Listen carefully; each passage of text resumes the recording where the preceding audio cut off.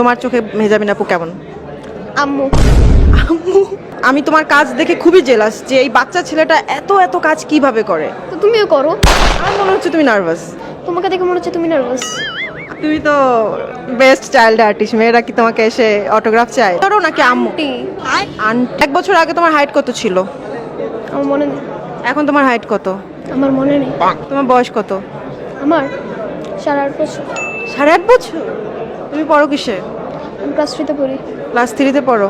3-তে তো পড়ো বুঝলাম, কিন্তু এত কাজ কিভাবে করো তুমি বলো তো? আমি তোমার কাজ দেখে খুবই জেলাস যে এই বাচ্চা ছেলেটা এত এত কাজ কিভাবে করে। তো তুমিও করো। আমাকে তো ডাকে না সবাই, তোমাকে কেন ডাকে? কারণ আমি বেস্ট চাইল্ড আর্টিস্ট বাংলাদেশের, এই জন্য। তুমি বাংলাদেশের বেস্ট চাইল্ড আর্টিস্ট, তোমার কেন মনে হয় তুমি বেস্ট চাইল্ড আর্টিস্ট? কারণ আমি অনেক বেশি নাটক করেছি, আমি অ্যাওয়ার্ডও পেয়েছি। অ্যাওয়ার্ড পেয়েছো? হ্যাঁ, কি award? Bangladesh best child artist. অভিনয়ের জন্য? হ্যাঁ। আমার মনে হচ্ছে তুমি নার্ভাস। আমি নার্ভাস না। মনে হচ্ছে তুমি একটু বড় হয়েছো আর আমাকে দেখে নার্ভাস হয়ে গেছো। বাচ্চাকালে অনেক দুষ্ট ছিলা। তোমাকে দেখে মনে হচ্ছে তুমি নার্ভাস। আমি? কিভাবে? কোথায় কোথায় মনে হচ্ছে? এই যে এখানে এখানে এখানে এখানে। তোমারও তো এখানে এখানে এখানে সব জায়গায় মনে হচ্ছে। মেহজাবিন আপুর সাথে তো এর আগে অনেক কাজ হয়েছে তোমার।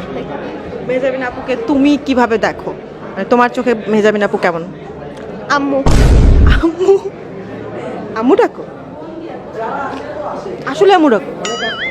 মানে অনেক কাজ করেছি তার সাথে, সে আমার আম্মুর চরিত্রেই ছিল, এই জন্য আম্মু বলি আমি। নর্মালি কি সেটা গেলে আপু বলে জড়াই ধরো নাকি আম্মু? আন্টি।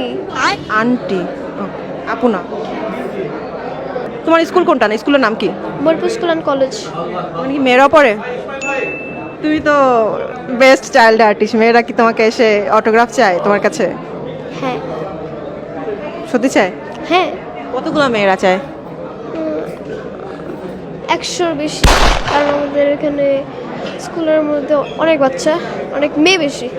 যারা তোমার কাছে অটোগ্রাফ নিতে আসে বা সেলফি তুলতে আসে ওরা কি বলে?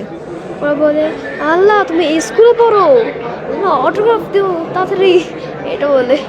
তুমি তো টেলিভিশন দেখো, ইউটিউব দেখো, আর কি কি দেখো আসলে বাসায়? তুমি নাটক করো, এছাড়া কি দেখা হয়? Netflix, cricket match.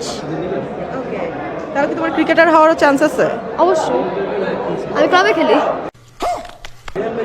আমি ক্লাবে খেলি। ক্লাবে খেলো? আল্লাহ, এত কিছু কেমনে করো? হয়েছে। তোমার আম্মু তোমাকে কি, মানে তুমি তো বললা যে তুমি ক্রিকেটার হতে চাও, হিরো হতে চাও, তোমার আম্মু তোমাকে বড় হলে কি বানাবে? অলরাউন্ডার।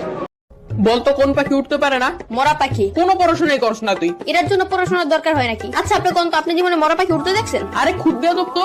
এই তোর নাম কি? কত গুরানকে মরা পাখি উঠতে পারে? এই তুই থাকুস কই? আমার বাসায় থাকি। বদমাইশ, তোর বাসা কই এটা জিজ্ঞেসি। না আপনি জিজ্ঞেসেন আমি কই থাকি। আজব তো, এবার কত তোর বাসা কই? আরে আমি যেখানে থাকি ওই জায়গায় আমার বাসা। তোর কিন্তু আমি মাইর দিমু। পড়া তো পারস না, আবার তেরামি করস। কেন কোন পড়া পারি নাই আমি? ওই দিন তোর একটা অঙ্ক জিজ্ঞাসিলাম, পারস নাই। কোন অঙ্ক পারি নাই? ধরেন এখন ধর তোর কাছে 20 টাকা আছে, তুই 10 টাকা তোর বন্ধুরে দিলি, তোর কাছে কয় টাকা থাকে? আপনি অঙ্ক বাদ দেন, আমি কে তুই বললো যে 10 টাকা দিয়া দিমু? এই যে কোথায় কোথায় বেয়াদবি করস। এত সহজ অঙ্ক ধরলাম তাও পারস না। কি পড়স তুই? শার্ট পরি, প্যান্ট পরি, গেঞ্জি পরি, জুতা পরি। ওই সার করতে হইব না, মাথায় জ্ঞান বুদ্ধি বলতে কিছু নাই তোর। আপনার চেয়ে বেশি আছে। আবার তেরামি করস। তার আমি কি? আপনি আমার বুদ্ধি পরীক্ষা করে দেখেন। তাইলে ক, সমুদ্রের মাঝখানে একটা লেবু গাছ থাকলে তুই লেবু কেমনে আনবি? বাজার থেকে কিনে আনবো।